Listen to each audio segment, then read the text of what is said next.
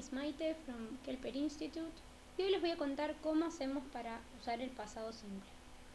El pasado simple lo podemos usar para hablar de acciones terminadas en el pasado, cosas que ya finalizaron en un tiempo pasado y por ende no las podemos modificar, no es algo que está sucediendo actualmente, sino que es algo que ya terminó.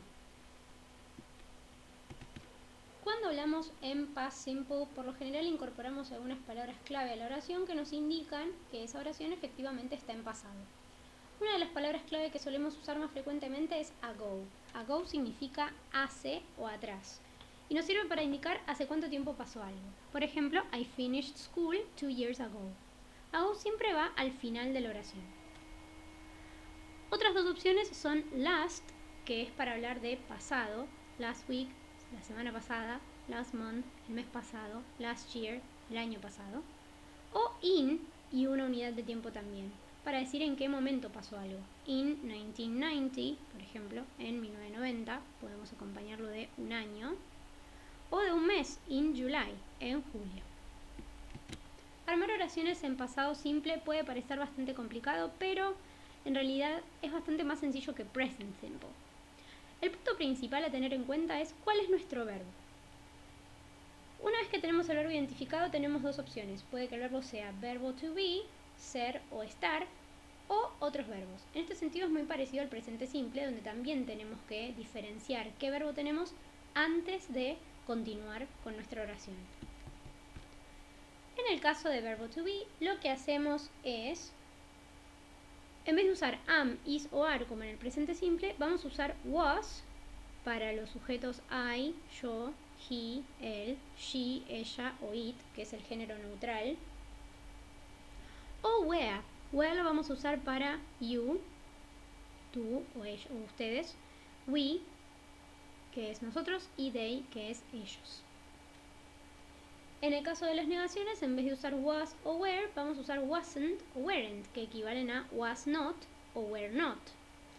Y si queremos hacer una pregunta, lo que hacemos es invertir el orden, ¿sí? Y vamos a poner, en vez de el sujeto primero, vamos a arrancar la oración con el verbo primero, ¿sí? Vamos a decir was o were, luego el sujeto y luego el resto de mi oración, sin faltar el signo de pregunta al final. Si en inglés tenemos una pregunta que arranca con una persona o con un sujeto, algo está mal. Si en el examen escribimos una persona en primer lugar cuando estamos armando una pregunta, algo anda mal, alerta roja, eso en inglés nunca va a pasar. Hasta acá todo muy lindo, tenemos oraciones con el verbo to be, ser o estar, was o were. Y bueno, hasta ahí lo que ya conocemos. ¿Qué pasa si tenemos otros verbos? Acá la cosa se complica un poquito más. Si tenemos otros verbos como por ejemplo go, write, study, dance, sing, lo que se nos ocurra que no sea be, lo que necesitamos es usar la ayuda de nuestra vieja y querida lista de verbos. En esta lista vamos a tener los verbos conjugados de manera irregular. Hay algunos verbos que son regulares en inglés y otros que son irregulares. En esta lista están todos los verbos irregulares. Usar la lista es bastante sencillo. Cuando yo identifico el verbo que necesito usar, ¿sí? Sé que es otro verbo que no es be, lo que hago es buscar la lista de verbos y chequeo si mi verbo está ahí. Por ejemplo, supongamos que quiero hacer una oración con el verbo go. Si busco en la G, el verbo go está. Lo que voy a hacer para escribir una oración afirmativa es anotar lo que está en la segunda columna, went. Por ejemplo, she went to the supermarket. ¿Qué pasa si mi verbo no está en la lista? Por ejemplo, study. Si yo busco el verbo study acá, se tildó un poquito. Si yo busco el verbo study, fíjense que no aparece, no está. Cuando mi verbo no aparece en la lista, eso quiere decir que es un verbo regular y por lo tanto no necesito anotar lo que está en la segunda columna ni nada similar porque no está. Simplemente tengo que agregarle una terminación con D o con ED. Por ejemplo, they finished their homework. Si se fijan, en la lista, finish tampoco aparece. Cuando cuando lo que quiero hacer es armar una negación con otros verbos que no son be, no necesito usar was y were para nada. Esto es muy importante. Recuerden que was y were significan ser o estar en el pasado. Por lo tanto, no caigan en la trampa de usar was o were como el único auxiliar que existe en el pasado simple, porque esto no es así. Para los otros verbos, que no son be, yo no necesito mezclarlos con was o were. ¿Sí? Eso no es necesario, no tiene que pasar. Cuando yo quiero armar una oración negativa con otros verbos que no son be, lo que voy a hacer es usar didn't. Did es el auxiliar que vamos a usar para todos los otros verbos en pasado simple, y la ventaja con esto es que va bien con cualquier sujeto. Tenga la persona que tenga, yo voy a usar siempre did.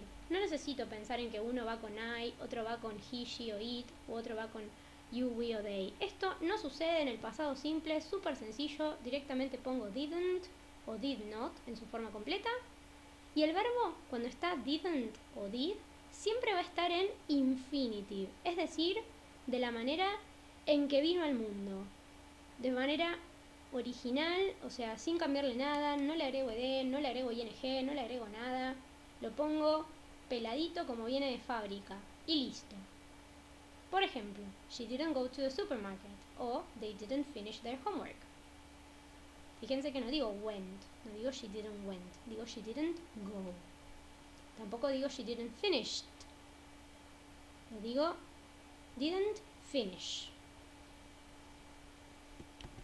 El último paso es qué hacer cuando queremos armar una pregunta en pasado simple.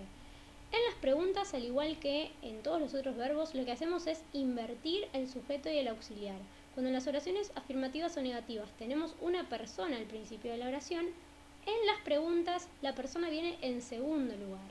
Arrancamos la pregunta directamente con el auxiliar, que en este caso es did, porque estamos trabajando con otros verbos que no significan ser o estar. Ponemos did en primer lugar, luego la persona y luego un verbo en infinitivo. Al igual que en las negaciones, cuando está did, el verbo está en infinitive.